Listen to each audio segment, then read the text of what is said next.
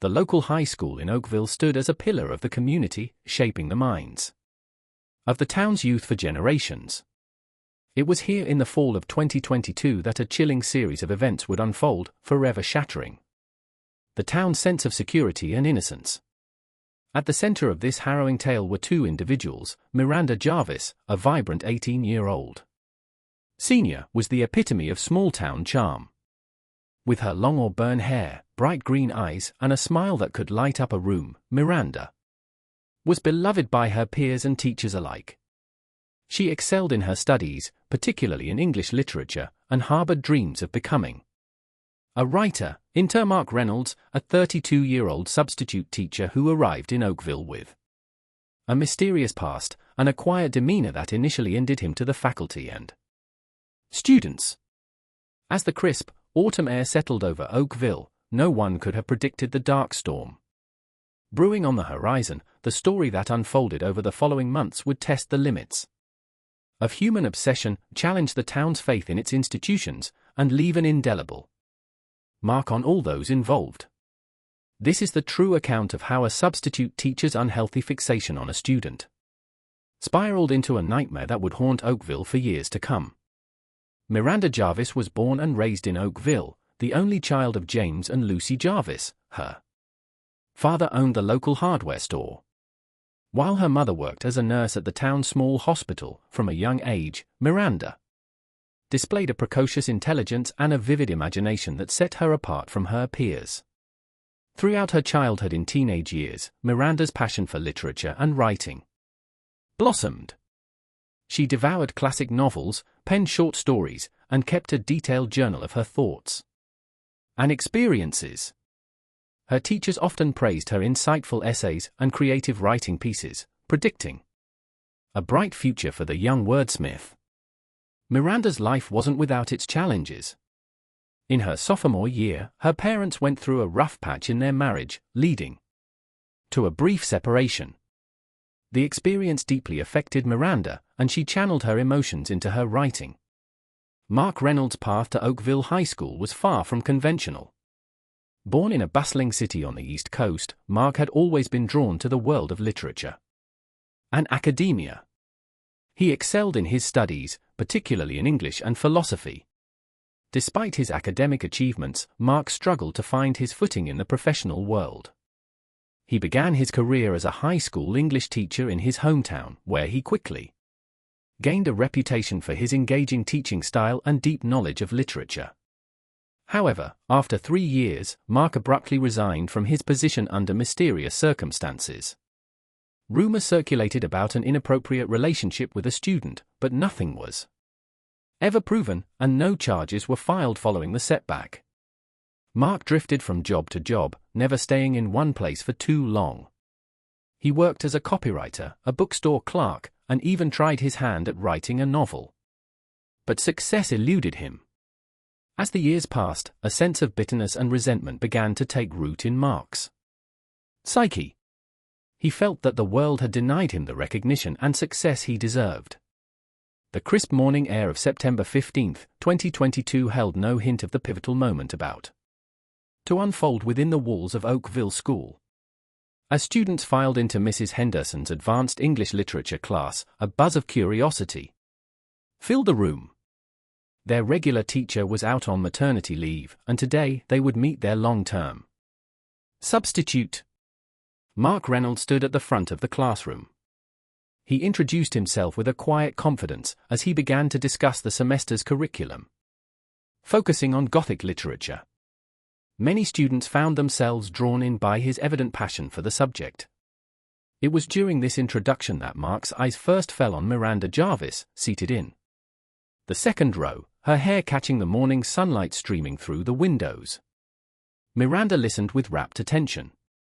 When Mark posed a question about the themes in Edgar Allan Poe's works, Miranda's hand shot up, and she offered an insightful analysis that caught the substitute teacher off guard. Mark, impressed by her eloquence, engaged Miranda in a brief discussion about Poe's use of symbolism.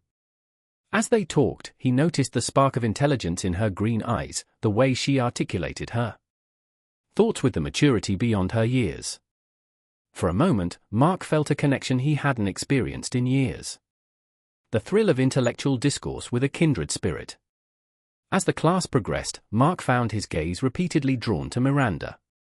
He called on her often, each time feeling a small surge of excitement at her thoughtful responses.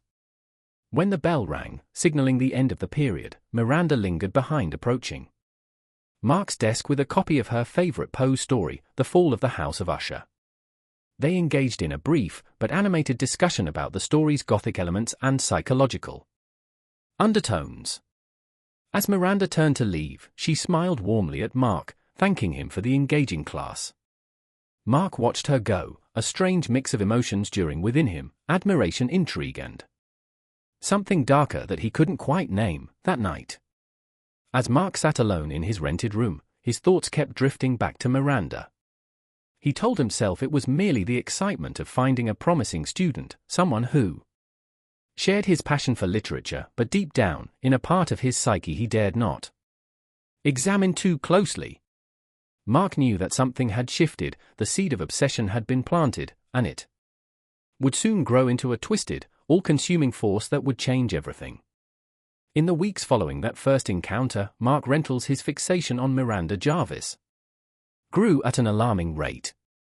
Mark found himself looking forward to his advanced English literature class with an intensity that both thrilled and unsettled him.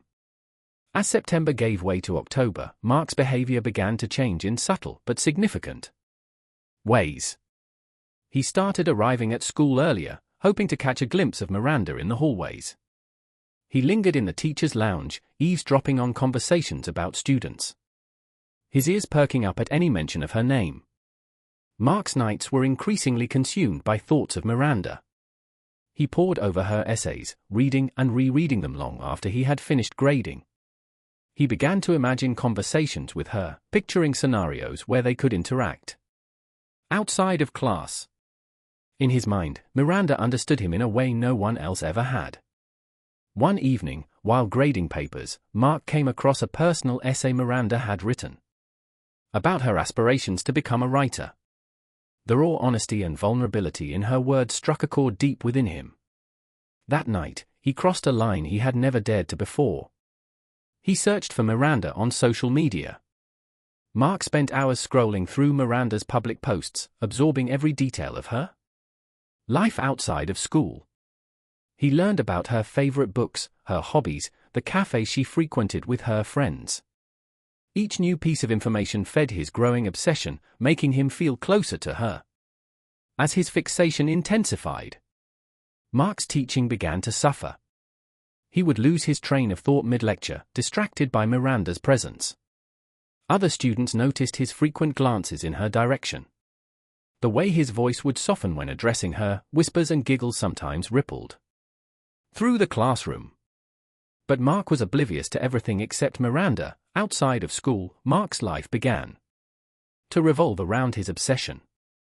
He started frequenting the local library where Miranda volunteered, pretending to browse books while watching her from afar. He would drive past her house on his way home, his heart racing at the thought of catching a glimpse of her through a window. Mark knew on some level that his behavior was inappropriate and potentially dangerous.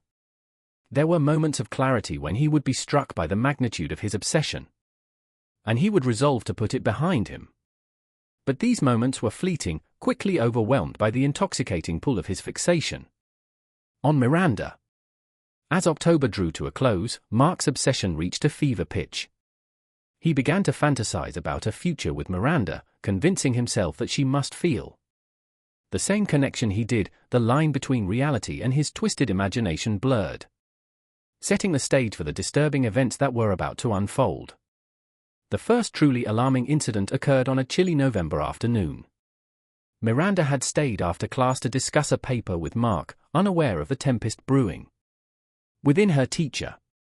As she gathered her things to leave, Mark impulsively reached out and touched her hand, ostensibly to take the paper she was handing him. The contact lasted only a second, but it sent a jolt through Mark's system. Miranda, startled by the unexpected touch, quickly withdrew her hand. She noticed a strange intensity in Mark's eyes that made her uncomfortable, mumbling a hasty goodbye. She hurried out of the classroom, leaving Mark standing there, his hands still tingling from the brief contact. That evening, Miranda confided in her best friend Lily about the odd interaction, while Lily brushed it off as nothing serious. Miranda couldn't shake the uneasy feeling it left her with. She resolved to be more cautious around Mr. Reynolds. It didn't want to make a big deal out of what could have been an innocent mistake. Mark, on the other hand, spent the night reliving that moment of contact. In his mind, it became a significant event, a sign that his feelings for Miranda were reciprocated. 2 weeks after the hand-touching incident, Mark's behavior took an even more concerning turn. During lunch period, he overheard Miranda telling a friend about a poetry reading at a local bookstore that evening. Unable to resist the temptation, Mark decided to attend. That night, he sat in the back of the dimly lit bookstore, watching as Miranda and her friends arrived. Throughout the reading, Mark's eyes never left Miranda. He observed every laugh, every thoughtful nod, every whispered comment to her friends. In his mind, he was sharing the experience with her, part of her world. As the event ended and people began to leave, Miranda spotted Mark, surprised in a flicker of unease crossed her face. She approached him hesitantly, asking if he had enjoyed the reading. Mark, caught off guard, stumbled through a response, his usual eloquence deserting him. Miranda quickly excused herself, visibly uncomfortable. As she left with her friends, Mark overheard her whispering, "He's everywhere lately. It's kind of creepy." The words hit Mark like a physical blow. But instead of serving as a wake-up call, they only intensified his obsession. The situation reached a critical point in early December. Miranda had been avoiding staying after class and tried to minimize her interactions with Mark. Frustrated and increasingly desperate, Mark made a decision that would irreversibly cross the line. Using the emergency contact information from the school records, Mark obtained Miranda's home address. One evening, he drove to her house, parking down the street. He sat there for hours, watching the Jarvis residence, imagining Miranda inside going about her evening routine. As luck would have it, Miranda stepped out to take out the trash. When she spotted Mark's car, recognition dawned on her face, quickly followed by fear. She hurried back inside, locking the door behind her. Panicked, Mark drove away, his mind racing. He knew he had gone too far, but he couldn't stop himself. The next day at school, Miranda was absent. When she returned the following day, she looked pale and avoided eye contact with Mark. Unbeknownst to Mark, Miranda had reported the incident to her parents and the school principal. An investigation was quietly launched, but before any action could be taken, the situation would take a dramatic and tragic turn. The morning of December 15, 2022, dawned cold and grey in Oakville, as families across town began their daily routines. Lucy Jarvis knocked on her daughter's bedroom door, calling out that breakfast was ready. When she received no response, Lucy opened the door, expecting to find Miranda still asleep. Instead, she was met with an empty, undisturbed bed. Panic quickly set in as Lucy and James Jarvis searched their home, calling Miranda's name. Her car was still in the driveway, her phone left on her nightstand. There was no sign of forced entry, no note left behind. It was as if Miranda had simply vanished into thin air. The Jarvis immediately called the police, and within hours the quiet town of Oakville was transformed into a hive of activity. Police cars patrolled the streets, and search parties were organized to comb through nearby woods and parks. As the search for Miranda Jarvis entered its second week, the Oakville Police Department's investigation shifted into high gear. Detective Lucy Reeves, a seasoned investigator with a reputation for solving complex cases, took the lead. Her first order of business was to re-interview everyone in Miranda's life, starting with her closest friends and family. Lily Thompson recounted to Detective Reeves the growing unease Miranda had expressed about Mr. Reynolds' behavior in the weeks leading up to her disappearance. She mentioned the incident at the poetry reading and Miranda's discomfort with Mr. Reynolds' increasing presence in her life. On December 23, Detective Reeves brought Mark Reynolds in for formal questioning. In the stark interrogation room of the police station, Mark sat across from Reeves, his usual composure noticeably shaken. Detective Reeves began the interview casually, asking about Mark's background in his time at Oakville School. As the questions turned to his relationship with Miranda, Mark's responses became increasingly evasive. He denied any inappropriate behavior, insisting that his interest in Miranda was purely academic, but when confronted with evidence of his presence outside Miranda's house the night before her disappearance, Mark's facade began to crack. He stammered through an explanation about wanting to drop off some books from Miranda to read over the winter break. His story was full of inconsistencies. As the interrogation wore on, Detective Reeves noticed Mark's right hand constantly fidgeting with something in his pocket. When asked to empty his pockets, Mark hesitated before reluctantly pulling out a delicate silver charm bracelet. With a sinking feeling, Reeves recognized it as the bracelet Miranda was wearing in the most recent photos her parents had provided. Mark's possession of Miranda's personal item was damning. He was immediately arrested on suspicion of involvement in Miranda's disappearance. As he was led away in handcuffs, Mark maintained his innocence, his eyes wild with a mix of fear and something darker that sent chills down Detective Reeves' spine. The news of Mark Reynolds' arrest sent shockwaves through Oakville. The community struggled to reconcile the image of the quiet, intellectual substitute teacher with the disturbing allegations against him. Marks demanded answers from the school board about how such a person had been allowed to teach their children. As the investigation continued, police executed a search warrant on Mark's rented room. Hidden in a locked drawer, detectives discovered a journal filled with rambling entries about Miranda. The evidence painted a chilling picture of Mark's deteriorating mental state and his unhealthy fixation on Miranda, but one crucial question remained unanswered. There was Miranda Jarvis, despite Mark's arrest and the damning evidence against him. There was still no trace of the missing girl. One entry dated December 14 caught Detective Reeves' attention. In it, Mark wrote about a special place where he and Miranda could be together forever, away from the judgmental eyes of the world. The entry was vague, but it mentioned an abandoned property on the outskirts of town. Standing on this lead, police conducted a thorough search of abandoned buildings in the area. On December 27, their efforts paid off when they discovered an old dilapidated cabin deep in the woods outside Oakville. As officers approached the cabin, they noticed signs of recent activity, fresh tire tracks in the mud and a faint smell of smoke from the chimney. With hearts racing, the police team breached the cabin. Inside they found evidence of someone living there recently. The road wrappers, a makeshift bed, and most disturbingly, several of Miranda's personal items scattered around the room.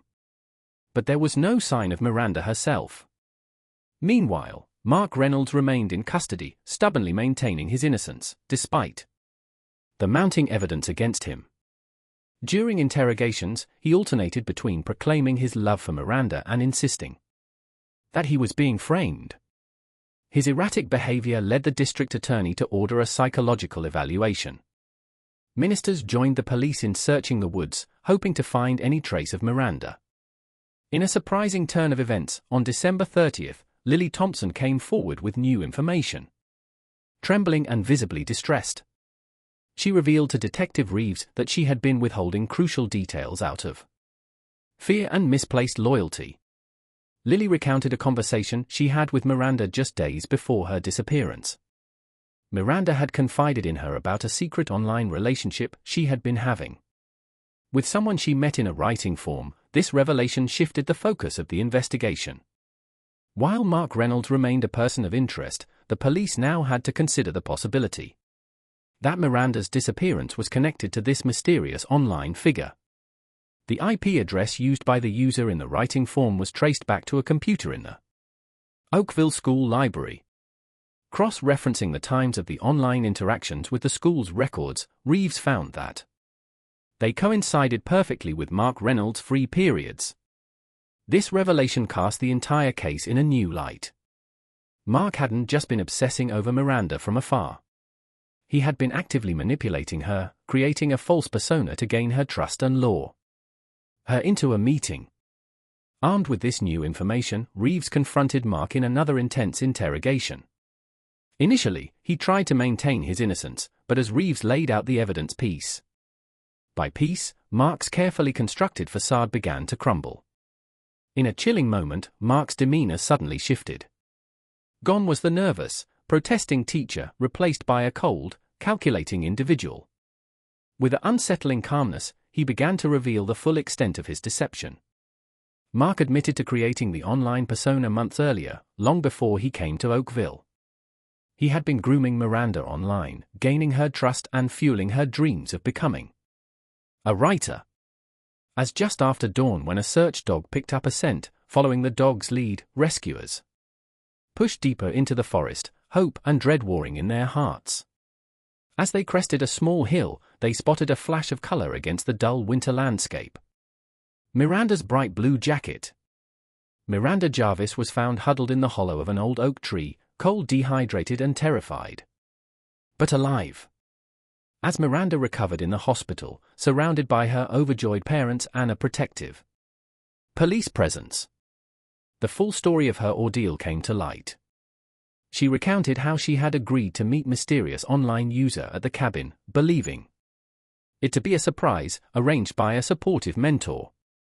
The shock and terror she felt upon discovering Mark's true identity drove her to flee into the woods, where she had been wandering and hiding for over 2 weeks, surviving on stream water and whatever edible plants she could recognize. The aftermath of Miranda's rescue and Mark's arrest was far-reaching. The school faced intense scrutiny over its hiring practices and student protection policies.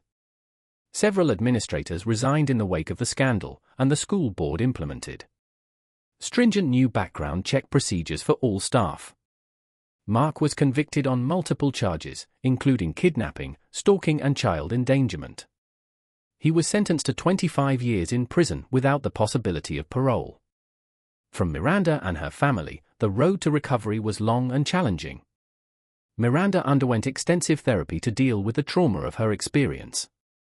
She found solace in writing, using her journal to process her emotions and eventually turning her story into a powerful memoir that would go on to help other survivors of stalking and abuse. As for Oakville, the town would never be quite the same. The innocence of small-town life had been shattered, replaced by a wary vigilance. Yet in the face of this tragedy, the community had come together, demonstrating the power of collective action and the resilience of the human spirit. The case of Miranda Jarvis and Mark Reynolds serves as a chilling reminder of the dark undercurrents that can exist beneath the surface of even the most seemingly idyllic communities. It highlights the vulnerability of young people in an increasingly connected world, and the insidious ways in which predators can manipulate and exploit their victims.